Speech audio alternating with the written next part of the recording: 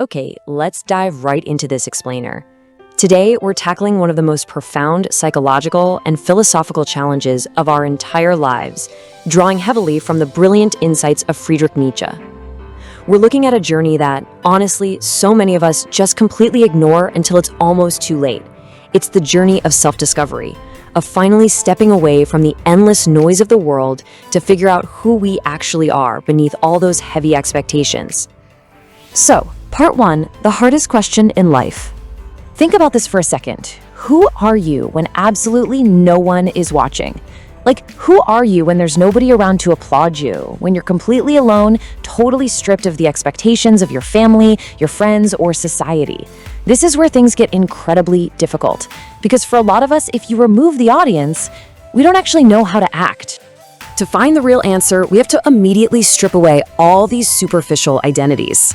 You're not your name. You're not your job, your title, the house you live in, or the money sitting in your bank account. You're not even how other people perceive you. But because we build our entire lives on top of these external markers, we kind of lose the ability to hear our own inner voice. We start conflating our net worth with our self-worth, and we mistake our job titles for our actual identity. Which brings us to Section 2, the trap of societal expectations. Literally, from the moment you're born, you are handed a script. Your parents tell you how you should behave, then teachers tell you exactly what you need to do to be considered smart. Society hands you this rigid blueprint of what success is supposed to look like. Your friends define what's socially acceptable, and today, social media is literally programming what you should desire. Slowly, quietly, you become this patchwork of what everyone else wants you to be. You learn to hide the parts of yourself that might get rejected, right up until that day you look in the mirror and think, wait, is this actually my life? And that leads to a terrifying gap. You can have a highly successful life on paper, but feel entirely hollow on the inside. You can have that prestigious job, but feel totally empty, or have a massive circle of friends and still feel completely lonely. Why? Because there's a massive difference between simply being seen by the world and truly being known. There is a huge difference between outward success and living a life of actual inward meaning. Living strictly for the eyes of others is a trap, and it leaves you fundamentally disconnected from yourself.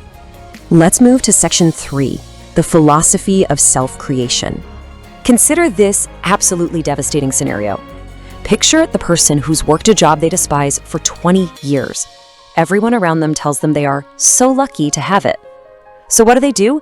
They keep going. They get the promotion, they buy the house, they earn the salary. But every single Sunday night, they feel this heavy, sinking weight in their chest because tomorrow is Monday.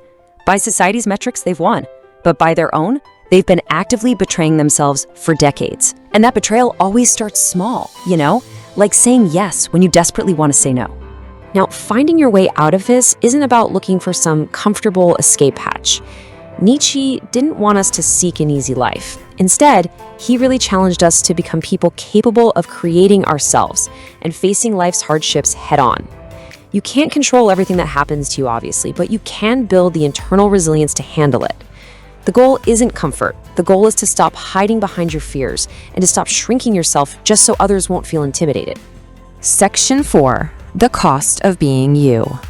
Every time you hide your opinions or reject your own dreams just to please others, you slowly lose trust in yourself. But choosing to be authentic definitely carries its own heavy price tag. When you stop seeking approval, people might call you arrogant. When you start setting boundaries, they'll say you've changed. You might even lose friends. But you'll eventually realize those friends only liked a fake version of you anyway. It's painful, absolutely, but a painful truth is always, always better than a comforting lie. So how do we practically start this journey back? Well, the solution isn't found in watching another motivational video or chasing even more external success. It requires active, quiet observation. You have to start paying close attention to what gives you energy and what completely drains it. Notice which people allow you to just breathe and be yourself, and which people force you to put on a mask. You have to ruthlessly question your dreams. Are they yours, or did you just inherit them? And you have to look at yourself with total honesty, embracing your strengths, your flaws, and your deepest fears without lying to yourself anymore. Which brings us to Section 5, building, not searching. The reality here is that your true self isn't some buried treasure waiting to be dug up. Actually, scratch that. It's not a fully formed entity just hiding behind a tree waiting to be found. It's a masterpiece you actively construct. Every single choice you make, every habit you repeat, every challenge you accept, and everything you flat out reject. These are the building blocks of your identity. You do not find yourself, you create yourself through action. But paradoxically, creating yourself often starts with destruction. Finding yourself doesn't mean adding a bunch of new traits to your personality. Rather, it's about systematically peeling away all those layers of external expectations. You have to peel away the fear of what people think. You have to strip off that exhaustingly heavy need to prove your worth to people who didn't even ask for it in the first place. Once you remove the act and drop the meaningless expectations, the real you is finally exposed. And finally, Section 6, True Freedom. All of this work leads us to true freedom, but listen to the nuance here, because it's absolutely crucial. True freedom is not about blindly rebelling against society just to be different. Think about it. If you spend your whole life doing the exact opposite of what the crowd does just to spite them, guess what? The crowd is still controlling your actions. Real freedom is looking at your life and saying, I am choosing this path simply because it is mine, not to conform and not to rebel, just to be. So I want to leave you with this final, provocative thought to really set with today. You can't hide behind fate, and you definitely can't wait for society to give you permission to exist. Don't wait until you're completely fearless, start with the fear. Because ultimately, the most important question isn't just, who am I? It is, who am I becoming through the life I choose to live right now?